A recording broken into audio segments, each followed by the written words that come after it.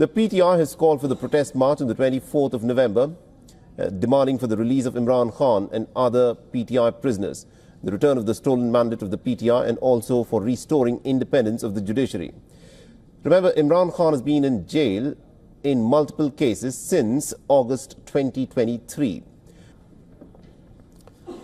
All right, now to give us more insights in terms of what is happening at this moment with respect to the protests in Pakistan, we're joined by Mr. Adnan Qaiser, who is a political commentator and also a foreign affairs expert. He's joining us live from Islamabad. Mr. Qaiser, tell us what is the reason as to why the Pakistani government does not want these protests to happen, and what does the PTI seek to achieve through these protests? First of all, thank you very much for having me, Saleh. It's a great pleasure to be at your forum. First of all, please understand that democracy has not fully established in Pakistan, unfortunately, because of historical baggage.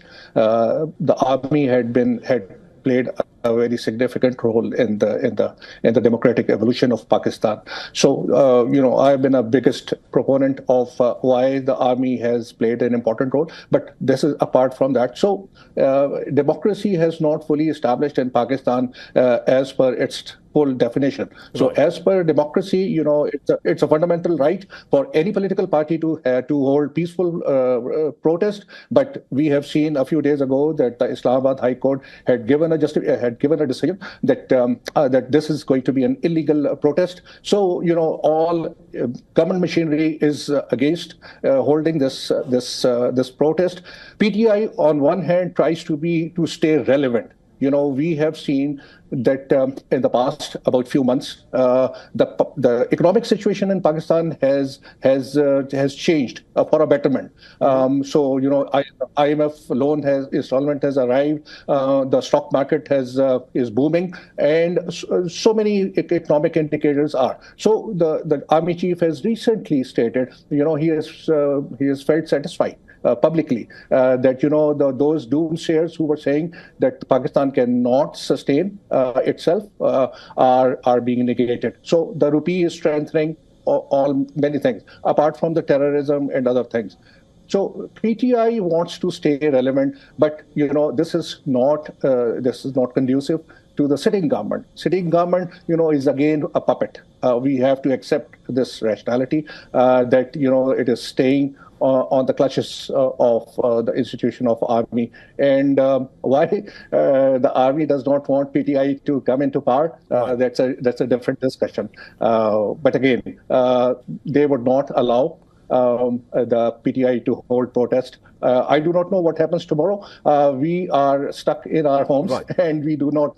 There is a media blackout. The question is obviously this: by not allowing the PTI to stage their protest and by keeping Imran Khan inside the prison in one case after another, the impression that perhaps Imran Khan is being turned into a political victim, which is the reason why he's being kept inside the prison, is what is going to go out to the people of Pakistan. Do you think the current Shehbaz Sharif government, by keeping Imran Khan inside prison in one case after another, is actually shooting itself in the leg, but keeping Imran Khan more and more relevant within Pakistani politics? So first of all, please understand that the civilian government or Shehbaz Sharif government has no role to play into incarcerating Imran Khan behind the bars. So it's a decision by the army, and unfortunately, right or wrong, this is again, you are right. It amounts to shooting in the foot. But again, there's a lengthy debate. But I would call it. I call the Pakistan Army as a DS solution army.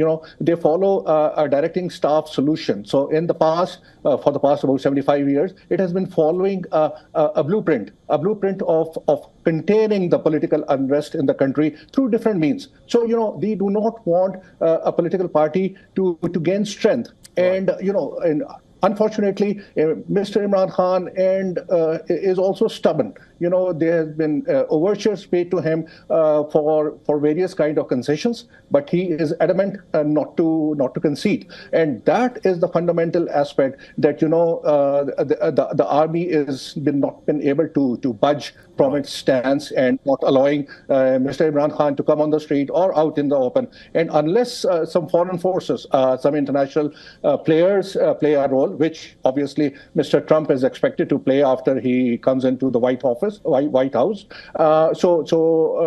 then the situation may turn because Mr. Imran Khan has already met Mr. Trump in his first term. All right, we'll have to leave there. Thank you very much indeed, Mr. Adnan Qaiser, for joining us and giving us that very candid assessment of what is happening with respect to Pakistani politics at that moment. Thank you very much for having me.